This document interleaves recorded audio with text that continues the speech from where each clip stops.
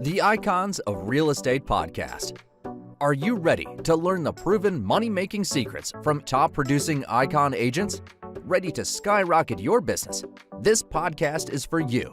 Tune in every week with your host, Tomasz Fonseca, and find out how to implement proven strategies to 10 times your business, from $3 million to $30 million in just 12 months. Brought to you by the Masters at Real Estate Marketing, Arter SEO.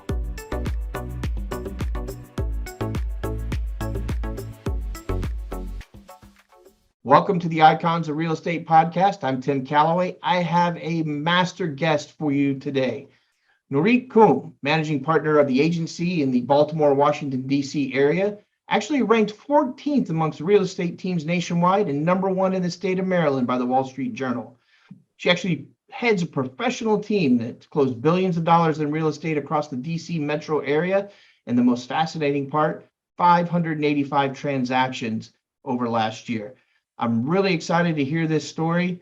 Welcome to the show, Nurit. How's things going in Maryland and Washington, D.C.? Tim, thank you for having me. I'm very excited to be here with you. Love your podcast, so thank you for inviting me. Most definitely. D.C. is amazing. Come on, come visit us. Come back right here. I got to tell you, I know I mentioned it earlier, in the pre-show, and I'm from that area, and I've been married almost 31 years, and I have never taken my spouse to Maryland or Washington, D.C. And she's from New York. So, no. Yeah, so it's kind of odd, right? I'm a bad guy, but it's hard to leave Southeast You're hiding Florida. something from her, from your Maryland life. Yeah, I can't let her see all that. You never know. I'll roll up on somebody she shouldn't talk to, probably. So tell me, let's start at the beginning. I love to have guests like you that have a great story, and your story probably far surpasses a lot of folks out there. How'd you get started? Where are you from? And we'll get to now. Go ahead. Well, I came from Israel 22 years ago. I was actually in a completely different field, but it's interesting, somewhat related, but completely different. I was in defense. I worked on anti-ballistic missile programs and all sorts of unique explosives and different programs, military programs. I came here to the U.S. working for the Israeli government, representing Israel here in the U.S. and did my master degree in Maryland just for fun, evening, nights kind of thing while I'm here in America. And met my husband, decided to stay here. And that's kind of where I started in the U.S. I switched a career because I decided to stay here. I switched a career to real estate I've been here in America for 31 years. Switched a career 21 years ago to real estate. Time passes quick, sorry. 31 years here in America. But 21 years in real estate, and I'm loving every day of it. Awesome. Fantastic. So what made you decide on real estate? I mean, you came from, I guess the armament post, which is defense. And like, as you said, you started throwing words like missiles out and things like that. And of course, my ears perk up a little bit. And then all of a sudden, one day you go, honey, I'm going to go sell real estate. Is that how it happened? Or? No, 11 years in defense, 11 years in explosives and different programs. Loved every moment of it.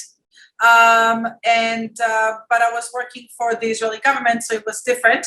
And when I decided to stay here in America, I need to find a career in America. Gotcha.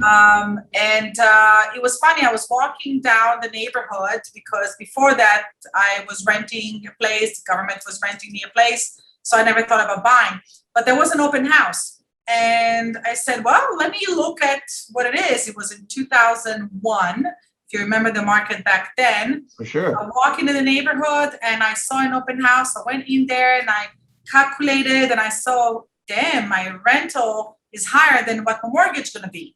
Yeah. So I turned around and bought two, one for me and one for rental. And that's how I got to real estate.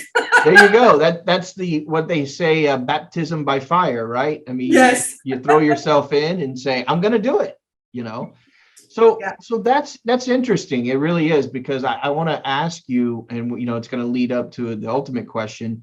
But I want to ask you, what kind of corollaries? I mean, do you see some resemblance to what's happening today in the real estate market to what we saw in 2001 leading up to 2000, not to be negative or anything like that, but 2008?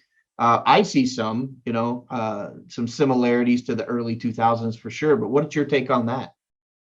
So actually, I think it's completely different. Okay. And what happened is, if you remember, in 2001 to 2006, between 2001 to 2003 or so, prices were supposed to go up because it just didn't go up since early 90, and it was due for a correction. So they went up, and then it got overcorrected because mortgage lenders became greedy and bankers became greedy, and they started giving everybody mortgages people who cannot afford. People starting to think, oh, damn, it's easy. I'm just going to buy and then flip it next week, and I'm going to make 20,000. And I'm going to buy and flip again and make 20,000. And people start to get, it was predatory lending, where you get mortgages where you don't even show that you have a job, that you don't have to show that you can afford it. You don't even have to have a down payment. And we're giving you have a heartbeat and a credit, you got a house, right? You remember the no doc or low doc loans, no docs, no job, no whatever. Got a heartbeat though. I remember those conversations, sure. Right, remember? So the thing is, so many people bought houses they weren't supposed to, and bought investment properties, don't even know what it's all about. And when the market slowed down or crashed, and it crashed overnight kind of thing, because people were over their head with the debts. And when you have zero equity in your house, and you bought a house of 500, and the next day it's worth maybe 400, you just take the keys and bring it back to the bank because you have no equity. You have no stake in that house. And that's what happened. And the more people did it, the more it crashed. Right. So today, we're a totally different world. First of all, people have equity. People have a lot of equity in the house. On average, people have about 30% equity in their houses. So if you have a house that's worth 500 and you owe 400 on it, you have $100,000 equity in it, maybe you're not going to throw it back to the bank. You're going to stay with it. You're going to ride the ride. You may not sell it, but you're going to wait, right? Right. So you don't have tons of foreclosures, which we don't. If we don't envision to have all these foreclosures, which we don't because people have equity, then there's not going to be the same situation as 2007, 2008. That's a major difference right there. We also have still more demand than supply. What makes anything in the world, in the economy, is what drops a price on anything is if you have more supply than demand, price going down. But we don't. We are very, very historically low in supply, extremely historically low supply, and it's not changing anywhere. And the reason is we had this jump between 2020 to 2022 and in sales and prices. And why? Because we had to make up. If you see the curve, when COVID came, everything stopped. Right. We didn't sell houses. Stopped one day. And then we had to make up for that time because all these buyers who didn't buy for those 6 months came back to the market. Plus the new buyers were supposed to come to the market. So we had over demand because of COVID. So when we had over demand, less supply, obviously prices go up. It's starting to level up a little bit, but we still have more demand than supply. We're not crashing anywhere. Good. That's good news. That's exactly what I think most people want to hear on either side of the equation. Yeah, there's the naysayers. They're like, oh, I wish there were a crash so I could capitalize. But I don't think people really realize what comes with that. The toll it takes on our society and in our neighbors, right? It creates some opportunities for some folks, but nobody wants to see an overcorrection onto the downside. Absolutely. Yeah. And there's also facts. Since the 60s, we had 9 recessions. Okay. And every time there was a recession, except for one time during the bubble burst in 2007, except for that time, which we know what happened, which is a different situation. Every time there was a recession, housing prices went up. Right. Okay. That makes sense, actually. Yeah. There is a lot going on. There's a lot of factors in the equation, right? It's not just about overinflation, or it's not about recession, not just about recession. It's not just, there's just so many factors that go into it. Supply chain issues, what's going on overseas, things like that go into the equation. So for any, all the pundits out there that are like, oh, this is the beginning of the end, or Chicken Little, the sky is falling. I would say, I started in my personal, this isn't about me, it's about you, but in 1992, I used to package REITs, real estate investment trust, for Bear Stearns. And I can't tell you, there's something called the odd lot theory, right? And the odd lot theory is that the common man on the street, the small investor, the person just buying the singular, is always wrong. And it's not always wrong because it's just their opinion's always wrong. They don't, because they don't pay attention to. Now, there's a lot more information today we can extrapolate from the internet.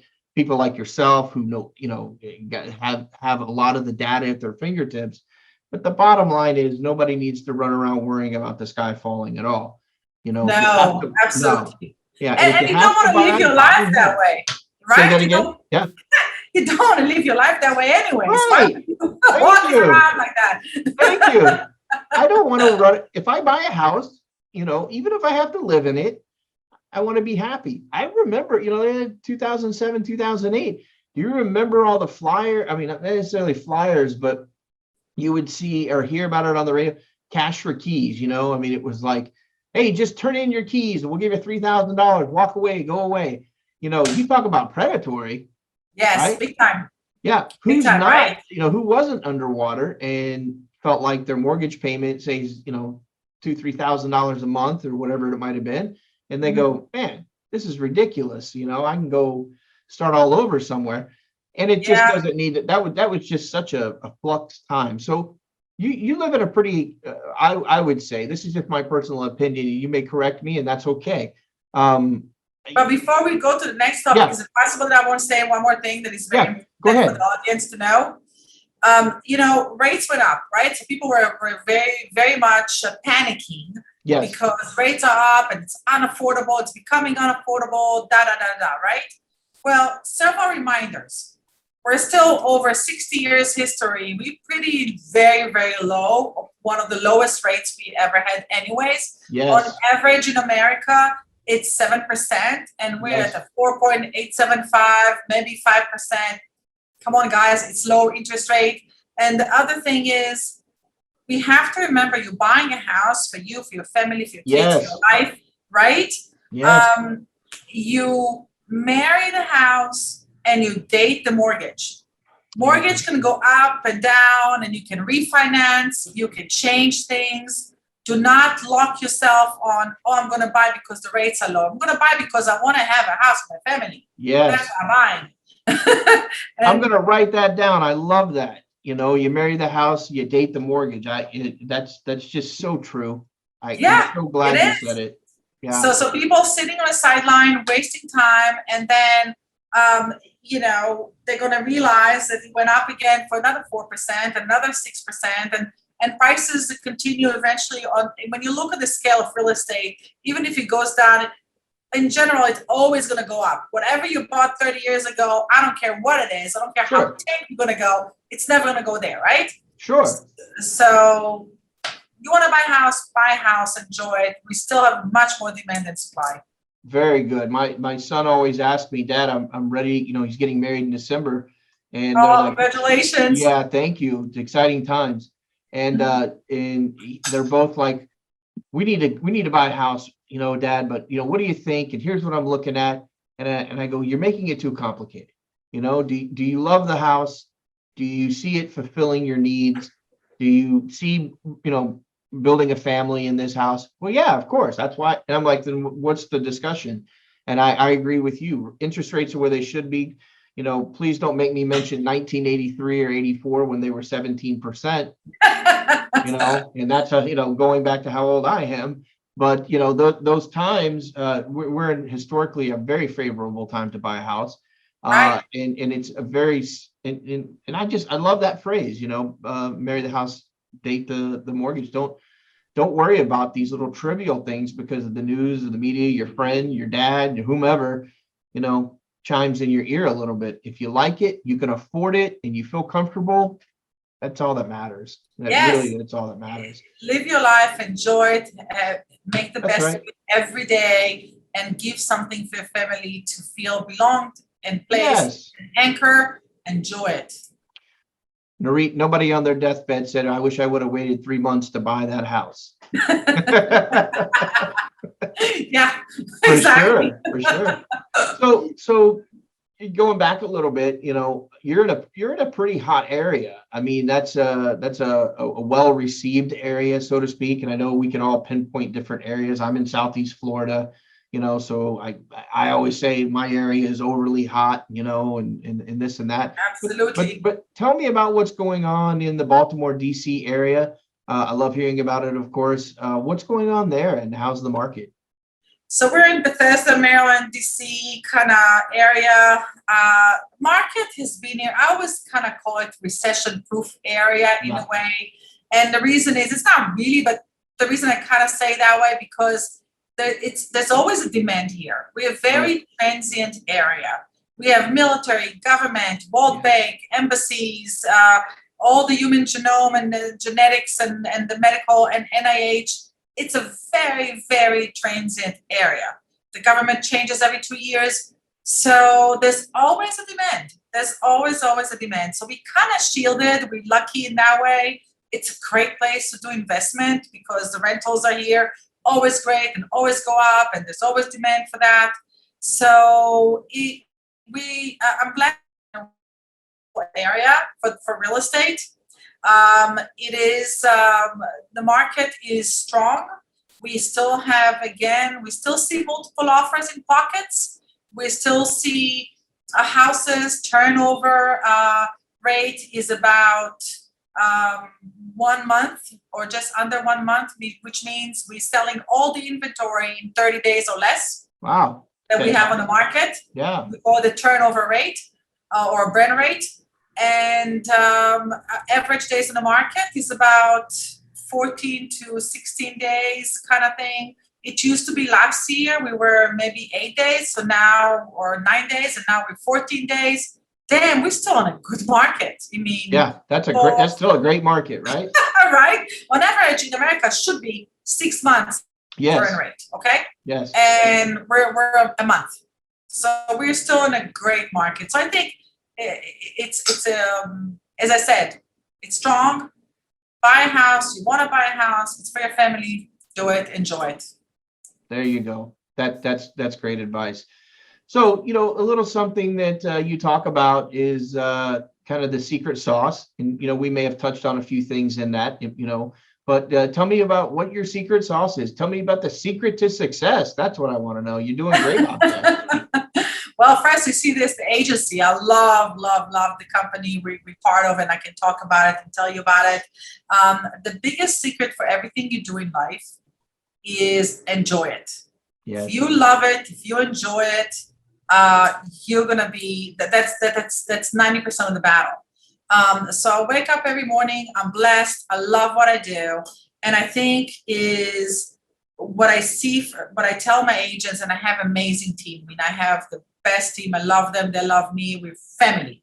And the biggest thing is that we always have to remember we buy real estate all day long, and it becomes manual to some agents who forget that in front of you is a person that is making the biggest investment of their life. For them, it's the most stressful decision. Whether they're buying or selling, it's a big money. It's a big decision for them. Whether it's $200,000 or $2 and $5 million, it doesn't matter. It's the same stress. Sure. It's my biggest investment, right?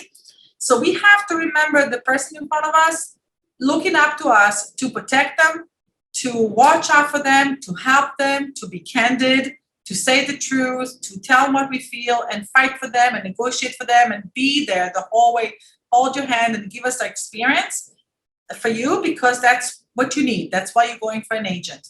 So as long as we don't become manual because we sold 5 homes and it's just another transaction, if every person in front of us is really important, it's not the money, it's the transaction, it's the person in front of us, we gain a friend for life, and it's so satisfying. Yes. It's just wonderful. More good stuff.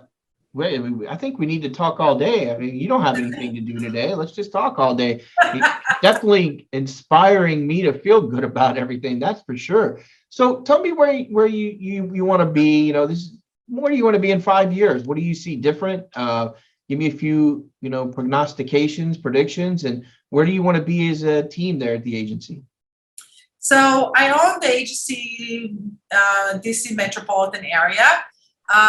We have opened 2 offices, and we're going to open a couple of more offices in the next 5 years.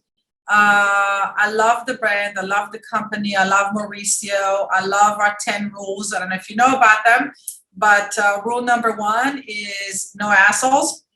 And Is that in front of the building? That is right. If you enter the office, you have the 10 rules.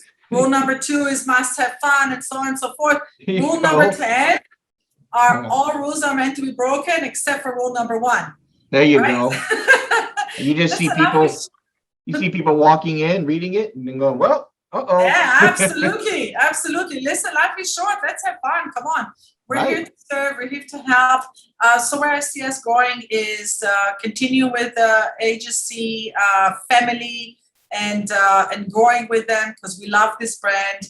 Mauricio is amazing. He's our founding manager for the agency. The other California, it's a luxury real estate. We have a motto saying that we provide luxury service at any price. So to me is to give the service for the person in front of me. It doesn't matter what the price is, really. And that's so I see us continuing that mission, that vision, and enjoying it. And we grew a lot, but we are growing as well on the giving side. We have done a lot of donations in the last few years. We have supported several organizations, comfort cases, kids with cancer, a lot of disability kids, all sorts of things that we have done. Build back home. We build homes for people who do not have the money. There's a lot of these things, and we're continuing to do that, and we're actually growing that part of it. So a portion of our transaction goes to set aside for donations, and wow, that's fantastic. We do that. So it's fun. It's part of, again, being a member in this society. That's fantastic. Really is good to hear, for sure. So if someone in the Baltimore DC area wants to get in touch with you, what's the best way to get hold of you? And should they contact the office or you directly, or what's your preferred so method? you can go easy. You can go to teamnurit.com. Okay. It's team TEAM Nurit. It's NURIT.com, and you can also send me an email, nurit@teamnurit.com. Fantastic. Well, I want to thank you for being on the show. I want to give you the last word, though. I always give someone the last word, and you've given so much positivity. I can't end this without hearing a little bit more. Give us a last word, and go from there. Sure. So everybody knows me. I have one motto that I live by every day, and I tell everybody that. It's every morning, no matter what happened yesterday, I don't care. It's a brand new, beautiful day. I wake up every morning and we start with a brand new, beautiful day. Let's just throw everything out and start again, because you know what? We have a brand new, beautiful day today. Love it. I love it. It's been a breath of fresh air having you on the show today. I've liked everything that I've heard so far, Nurit. So thank you so much for being on the show. Oh, you're wonderful. I think anybody in the area that really wants a class act team and someone with positivity needs to get in touch with you. I look forward to talking to you again, and we will talk soon. Same here. I love picking your brain as well. So your wealth of knowledge, and Can't wait to see you again. Yeah, we'll do it. We'll do it again. Hey, just hang on. I got a few things I'll tell you. Sounds good to me. Talk about Maryland in the 80s. I could tell you all kinds of things. Things I could tell your wife that you didn't tell her. Hush now. Look at that smile right away. She's actually in her room doing the same thing I know for totally different industries. Beautiful. Love it. Have a great day. You too. Thank you.